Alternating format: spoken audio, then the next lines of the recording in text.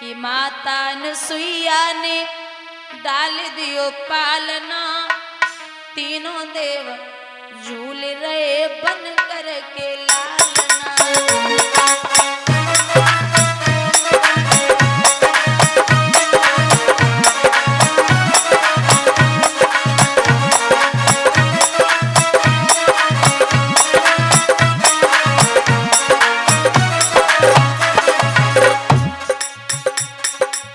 मारी खुशी के न भूली समाती,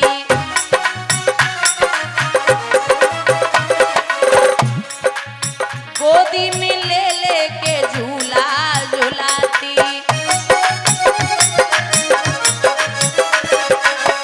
ए भैया कौन करे आज इनके भाग्य की सराहना, तीनों देव झूल रहे बन कर के लालना।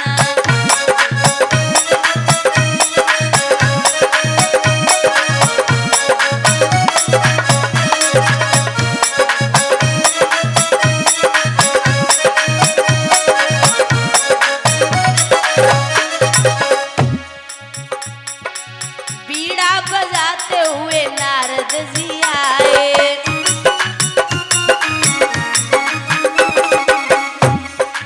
बाल रूप देख मंद मंद मुस्कुराए।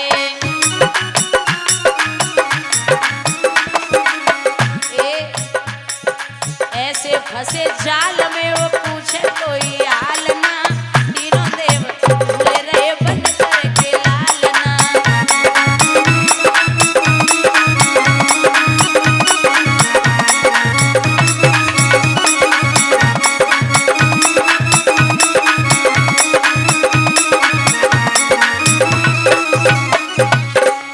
और महाराज जिसको मैया ने बालक बनाया वो कोई साधारण नहीं है।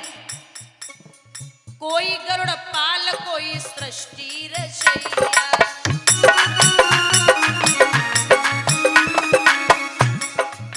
कोई बैठे पर्वत पे डमरू बजैया। ए सती जी के सामने भई नष्ट सबकी कामना, तीनों देव झूले रहे बन कर के लालना।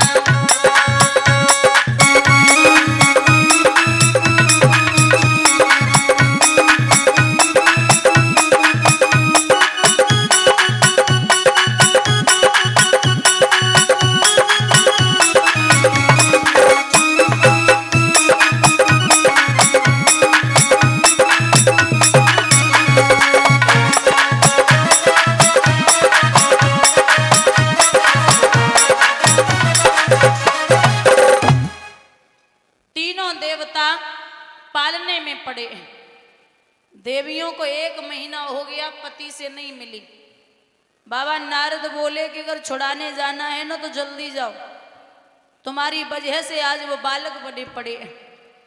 तीनों देवियां मैया अनसुईया से बोली, मैया हमारे पति हैं जे मैंने ही भेजे थे, वो आना नहीं चाहते थे, आप इन्हें माफ कर दो।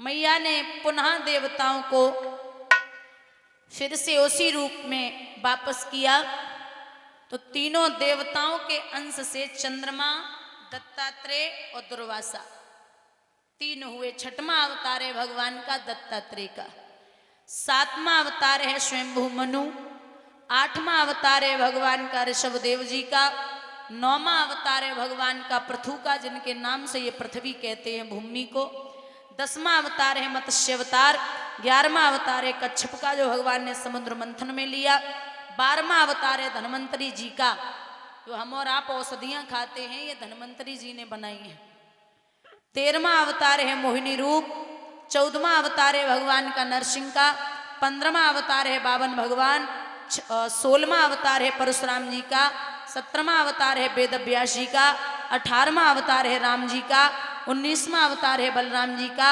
20वां अवतार है कृष्ण जी का, 21वां अवतार है बुद्ध जी का, और अभी 22वां अवतार यानी कि 21 ये 2 हंसावतार और हैग्रीव कितने हो गए 21 और 2 23। 24वां अवतार अभी होने को है। संबलपुर गांव में विष्णु यस ब्राह्मण के यहाँ कलयुग में भगवान कल्कि के नाम से अवतार लेंगे। बोलिए गोविंद भगवान की। एक ब्राह्मण की कन्या के गर्भ से भगवान का अवतार होगा। ये प्रभु ने जो अवतार लिए उनका विस्तार में वर्णन दिया। व्यास जी ने महाभारत लिखा है।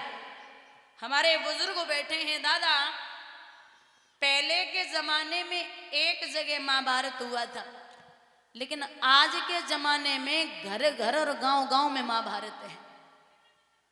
महाभारत की मेन नींव जो है वो है द्वेष और अहंकार। आदमी को खूब पता है कि सामने वाली जमीन अपनी नहीं है, लेकिन किसी न किसी प्रकार से कब्जा हो जाए। जितने का खेत नहीं है उसे उतने रुपए मुकदमा केस में खत्म हो जाएंगे, लेकिन खेत अपना हो जाए, मरे ही जा रहे। जरा सी खेत की जगह या मेड़ काट दी तो समझ लो 2 लोग मारे गए, मरे ही जा रहे जरा सी जमीन पे। और ये खुद का पता नहीं है कि बच्चा जब जलाने जाएगा खेत में तो जलाने के बाद वो कोना भी जुतवा देगा जैसे ही मिट्टी की आग शांत होगी। कितने की अनाज बर्बाद हो रहा है, क्यों मरे जा रहे हो? ये उतना कमाइए, ऐसा नहीं है कि गृहस्थ जीवन जीने के बाद आप धन नहीं कमाएंगे, वो बहुत जरूरी है। धन बिना कुछ भी है ही नहीं। मैं ये कभी समझाती नहीं हूं कि माया में मत फंसिए। वो तो अगर गृहस्थ जीवन जियोगे तो पैसा कमाना पड़ेगा, पैसा नहीं कमाओगे तो इज्जत भी नहीं होगी। पैसे के साथ साथ 2 चीजें कमानी है, पहली है इज्जत, दूसरा है व्यवहार। इज्जत होगी तो 4 आदमी आपको बैठने देंगे, और व्यवहार होगा तो आपके सर दर्द भी हो जाएगा तो 4 आदमी आपके दरवाजे पर बैठने आएंगे। याद रखना। तो महाभारत में भगवान ने स्वयं शांति दूत बनकर के कहा था कि अगर आप कुछ भी नहीं दे सकते पांडवों को तो 5 गांव दे दो। बोले आप 5 गांव की बात करते हो, मैं सुई की नोक तक की जगह नहीं दूंगा। बोले फिर युद्ध होगा, मैं तैयार हूं, दुर्योधन ने कहा। इन पांडवों को निकाल दिया था महाराज। पांडवों ने वानप्रस्थ को अपनी मेहनत से इंद्रप्रस्थ बना लिया। पांडवों ने अपनी मेहनत से इंद्रप्रस्थ बना लिया, जिसे हम और आप अब दिल्ली बोलते हैं। इसका असली नाम इंद्रप्रस्थ है। ये पांडवों ने नगरी बसाई थी। एक दिन दुर्योधन ने विचार किया कि हम भी तो देखें पांडवा कैसे रहते हैं। तो जाकर के पहुंचा, जहां जल था वहां थल दिखाई दिया, और जहां थल था वहां जल दिखाई दिया। इतना सुंदर सा महल है। पैर फिसला दुर्योधन का और गिर पड़ा।